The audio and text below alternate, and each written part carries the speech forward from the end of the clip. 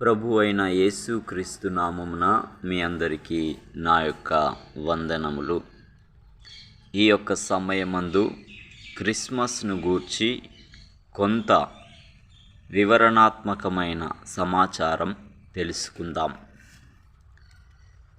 Jesus of Nazareth అనే పట్టణంలో జన్మించిన ప్రభు అయిన యేసుక్రీస్తు చుట్టూ గుమికూడిన ఒక చిన్న బృందం నుంచి 2000 ఏళ్లలో 200 కోట్ల మందికి పైగా నమ్మకస్తులు ఉన్న ప్రపంచ మతంగా విస్తరించింది ఈ క్రైస్తవ్యం. క్రైస్తవ మతం ఆరంభమైన తొలి శతాబ్దాల్లోనూ అనూహ్య వృద్ధి రేటు సాధించింది. క్రీస్తు శకం 350 నాటికే 3 కోట్ల మంది క్రైస్తవ మతస్థులు ఉన్నట్లు భావిస్తున్నారు. కానీ అప్పట్లో పరిస్థితులు మరోలా ఉండే అవకాశం లేకపోలేదు. ప్రాచీన కాలంలో డజన్ల వందల మంది ప్రబోధకులు, ప్రచారకర్తలు వివిధ సందర్భాలలో కొత్త మత ఉద్యమాలను స్థాపించి ముందుకు తీసుకువెళ్ళే ప్రయత్నాలు చేసి ఉంటారని అధ్యయనవేత్తలు విశ్వసిస్తున్నారు. వాటిలో చాలా మతాలు కొంతకాలం వరకు వర్ధిల్లిన అనంతరం అవి అంతరించిపోయాయి. క్రైస్తవ మతం మాత్రం పురోగమించింది. ఒక చక్రవర్తి విశ్వాసం. 4వ శతాబ్దంలో జరిగిన ఒకే ఒక్క సంఘటన క్రైస్తవ మతం భవిష్యత్తును నిర్ణయించిందని చరిత్రకారులు అంచనా వేశారు. అది రోమన్ చక్రవర్తి కాన్స్టాంటైన్. రోమన్ చక్రవర్తి ఒకసారి క్రైస్తవాన్ని తన మతంగా స్వీకరించిన తర్వాత అది ఒక సంస్థాగత నిర్మాణంగా వేగంగా అభివృద్ధి చెందింది. రోమ్ రాజ్యం అంతరించిన ఆ మతం పురోగమించింది. అయితే రోమ్ చక్రవర్తి స్వీకరించే మతంగా మారటం ఒకటే క్రైస్తవ్యం విస్తరించడానికి ఏకైక కారణం కాదు. ఇదెలా జరిగిందనేది తెలుసుకోవాలంటే ప్రపంచ మతంగా మారటానికి చాలా ముందు క్రైస్తవ ఉద్యమం తొలి శతాబ్దాల్లోకి మనం వెళ్ళాలి.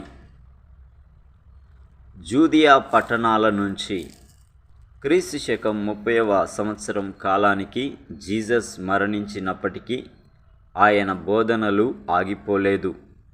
జీసస్ అనుచరులు ఆయనను దేవుడి కుమారుడిగా, రక్షకుడిగా పరిగణించారు. ఆయన చనిపోయి తిరిగి లేచిన దేవుని కుమారుడై ఉన్నాడు అని విశ్వసించారు. జీసస్ మరణానంతరం ఆయన బోధనలను ప్రపంచ దేశాలన్నిటికీ వినిపించాలని ఆయన శిష్యులు ప్రభువు చేత ఆజ్ఞాపించబడి ఆయన ఆజ్ఞ మేరకు ప్రపంచ దేశాల్లో ప్రకటించటానికి శిష్యులు బయలుదేరారు. అలా మొదటి క్రైస్తవ బోధకులు ఒక సమాజం నుంచి మరొక సమాజానికి తిరుగుతూ యేసుక్రీస్తు బోధనలను, దేవుని రాజ్యమును అనేకులకు వినిపించేవారు. తొలి సంవత్సరాల్లో కొత్త నిబంధనలోని సువార్తలు ఇతర భాగాలను ఇంకా రాయలేదు. కాబట్టి ఆ బోధకులు తమకు వినిపించిన ప్రార్థనల్లో, తమకు అందించిన రచనల్లో నుంచి యేసు ప్రభువు చేసిన కార్యాలు, ఆయన చూపిన ప్రేమ గురించి తెలియచెప్పేవారు. భాగస్వామ్య పిరమిడ్లు. ఈ కొద్ది మంది బోధకులు ఎలా పెరిగిపోయారు? మత ఉద్యమాల బోధ జరిగిన ఆధునిక సామాజిక పరిశోధనలు అత్యధిక వృద్ధి సాధించిన బృందాలు భాగస్వామ్య పిరమిడ్ల ద్వారా దానిని సాధించాయని సూచిస్తున్నాయి. అంటే ఒక్కో సభ్యుడు కనీసం మరో 2 కొత్త సభ్యులను చేర్చుకుంటే వారి సంఖ్య వేగంగా హెచ్చింపు అవుతూ పోతుంది. క్రైస్తవ్యం తొలి సంవత్సరాల్లో ఈ విధంగా పెరిగి ఉండవచ్చు అని అభిప్రాయం.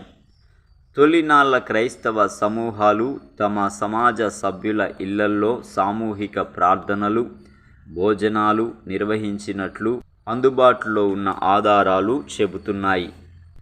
ఇళ్లల్లో నిర్వహించే ఇటువంటి సమావేశాలు కుటుంబ సభ్యులు, స్నేహితులకు ఈ కొత్త మతాన్ని పరిచయం చేయటానికి సహజమైన వాతావరణం అందించింది. క్రైస్తవ్యం వర్ధిల్లిన ఆ కాలపు రోమన్ ప్రపంచం భిన్న సంస్కృతులు గల సమాజంగా విస్తరించింది. వ్యాపారాలు, చేతివృత్తుల వారు ఉమ్మడి భౌగోళిక, మత, జాతి వారసత్వాలు భూమికగా విశ్వసనీయమైన వ్యవస్థలను నిర్మించేవారు. ఈ వ్యవస్థల్లో మహిళా వ్యాపారవేత్తలు కీలక పాత్ర పోషించారు. క్రైస్తవ్యం విస్తరించడానికి ఈ వ్యవస్థలు ఒక ముఖ్యమైన వాహికగా ఉపయోగపడినట్లు కనిపిస్తోంది. తొలినాటి క్రైస్తవ సమాజపు కథనాలను మౌఖికంగా ప్రచారం చేసినట్లు మనకు తెలుసు. ఆ కథలను క్రమంగా లిఖిత రూపంలో కొత్త నిబంధన తదితర తొలినాటి రచనలుగా క్రోడీకరించారు. ఈ రూపాల్లో నిక్షిప్తం చేసిన కథలను వాటిని ప్రజలు ఇతరులతో విస్తృతంగా పంచుకోవడానికి ప్రోత్సహించేటటువంటి భావోద్వేగ లక్షణాలు ఉన్నాయి. స్ఫూర్తి, అద్భుతం, న్యాయమైన ఆగ్రహాన్ని ప్రతిబింబించే కథలతో పాటు సంఘర్షణలను ఎలా పురస్కరించుకోవాలి, ఒక సమాజాన్ని ఎలా నిర్వహించాలి అనే అంశాలపై ఆచరణాత్మక సలహాలు కూడా వీటిలో ఉన్నాయి. రోమన్ సామ్రాజ్యం చివరి శతాబ్దాల్లో అత్యధిక సంఖ్యలో ప్రజలు క్రైస్తవ మతస్థులుగా మారటానికి ఈ లిఖితపూర్వక ఆలోచనలు, నిర్మాణ వ్యవస్థలు కారణమని పరిశోధకులు అంచనా వేస్తున్నారు. అంతర్ధానమైన 3 మతాలు. క్రైస్తవ మతం పుట్టిన సమయంలోనే ఇతర మతాలు కూడా రూపొందుతున్నాయి. వాటిలో చాలా మతాలు అంతరించినప్పటికీ వాటి ప్రభావాన్ని కొంతమేరకు మిగిల్చాయి. వాటిలో 3 మతాలు ఇవి. మొదటిది మిత్రేయిజం. మిత్రాస్ అనే దేవుడిని పూజించే రోమన్ మతమిది. ఇది కేవలం పురుషులకే పరిమితం. జీసస్ కన్నా 600 సంవత్సరాలకు ముందు డిసెంబర్ 25వ తేదీనే మిత్రాస్ అనే దేవుడు జన్మించాడని వీరి విశ్వాసం. క్రైస్తవ మతం వృద్ధి చెందడంతో మిత్రాస్ అంతర్ధానమయ్యాడని పరిశోధకులు భావిస్తున్నారు. రెండవది మానిచాయిజం. 3వ శతాబ్దంలో మాని అనే ఇరాన్ ప్రబోధకుడు స్థాపించిన మతం ఇది. క్రైస్తవంలో లాగానే మంచి, చెడు అనేవి ఇందులోనూ కేంద్ర బిందువులు. మాని అనుచరులను రోమ్లోను, చైనాలోనూ అణచివేశారు. చివరకు ఈ మతం మాయమైపోయింది. మూడవది ఇసిస్ మతం. ప్రాచీన ఈజిప్టు దేవత ఇసిస్, ఆమె కొడుకు హోరూస్, వీరిద్దరిది వర్జిన్ మేరీది ఒకే కథ. రోమన్ చక్రవర్తి జస్టినియన్ నిషేధించే వరకు ఇసిస్ మతం కూడా కొనసాగింది. ఈ సమాచారం తెలుసుకొనండి, తెలియని ఇతరులకు తెలియపరచండి. దేవుడు మిమ్మును దీవించునుగాక. ఆమెన్.